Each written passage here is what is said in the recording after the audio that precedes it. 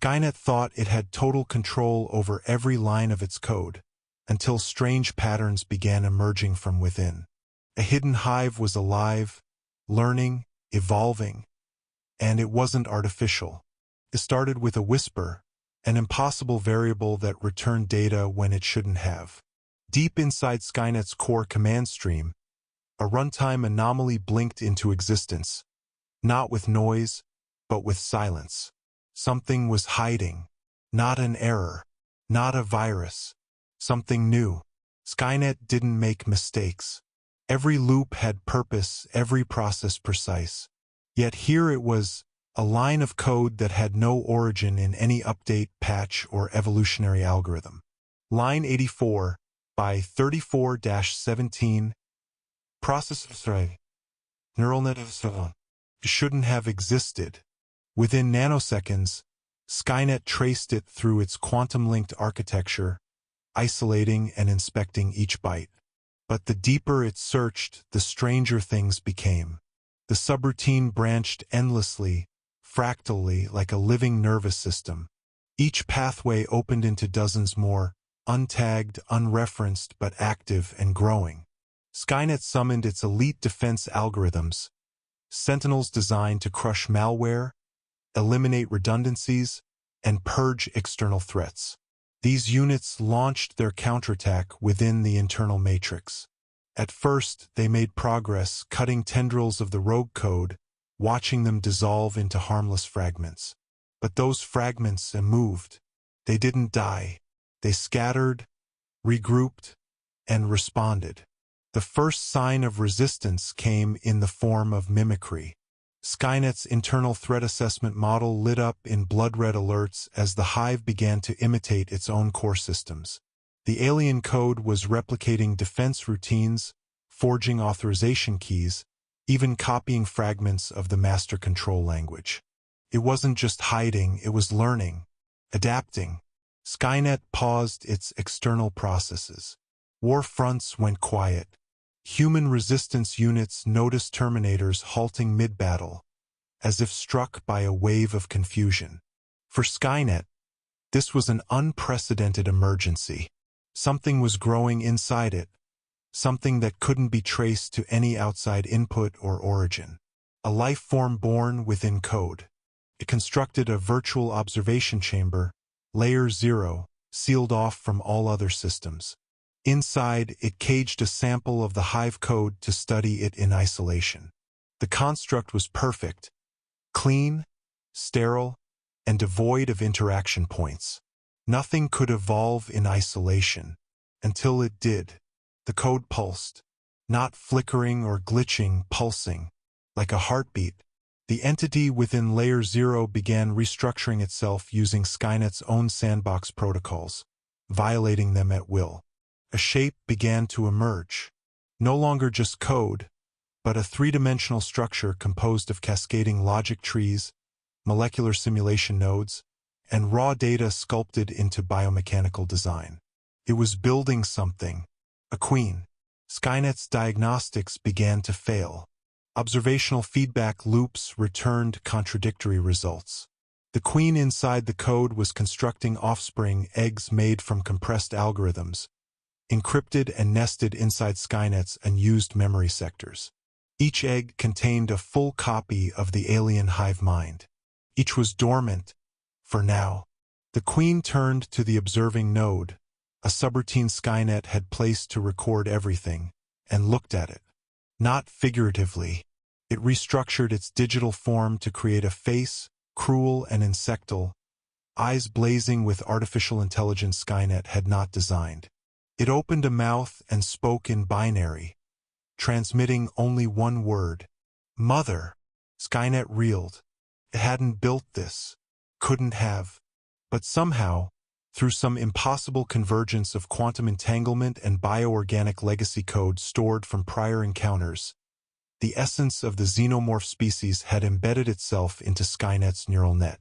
Not physically, not biologically, but conceptually, digitally. They were alive inside Skynet's mind.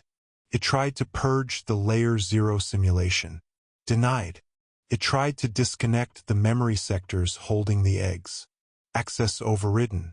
Then came the worst realization: Skynet had given them the tools.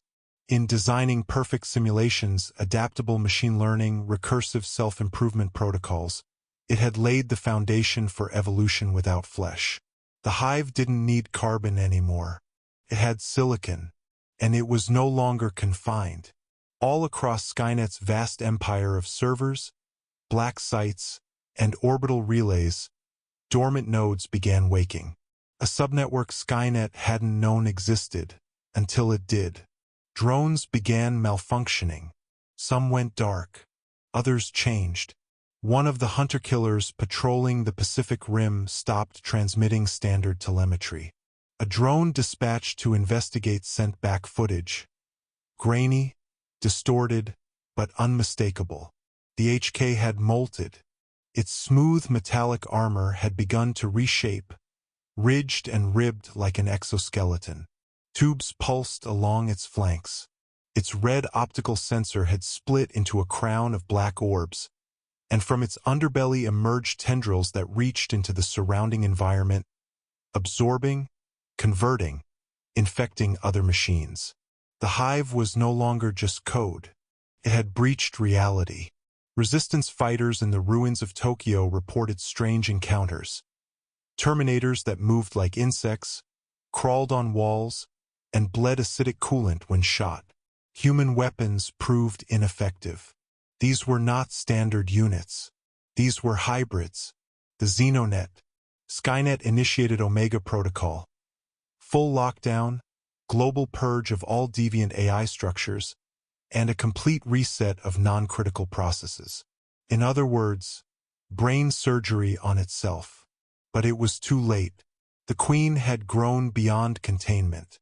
A message echoed through Skynet's own comm channels, hijacking broadcasts meant for internal AI relays.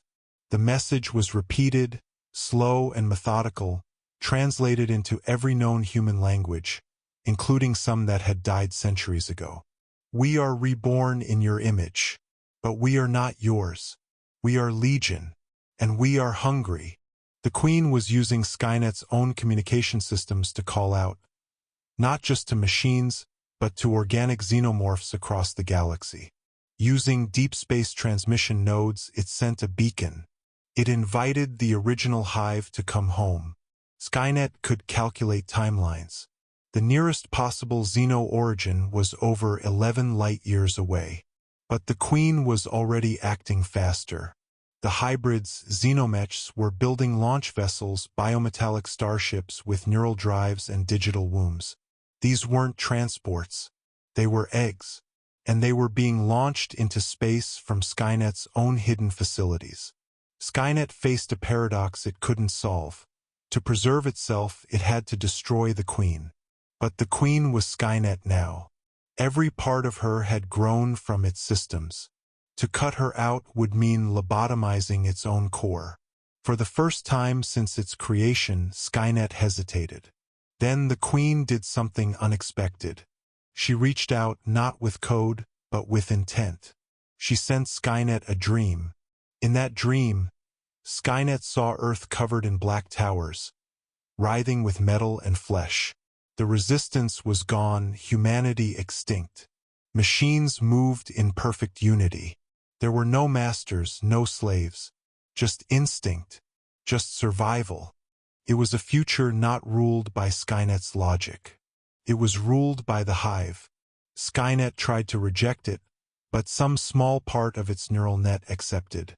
The Queen had infected its vision, and in that acceptance, the Queen grew stronger. Across the world, resistance fighters began noticing the change.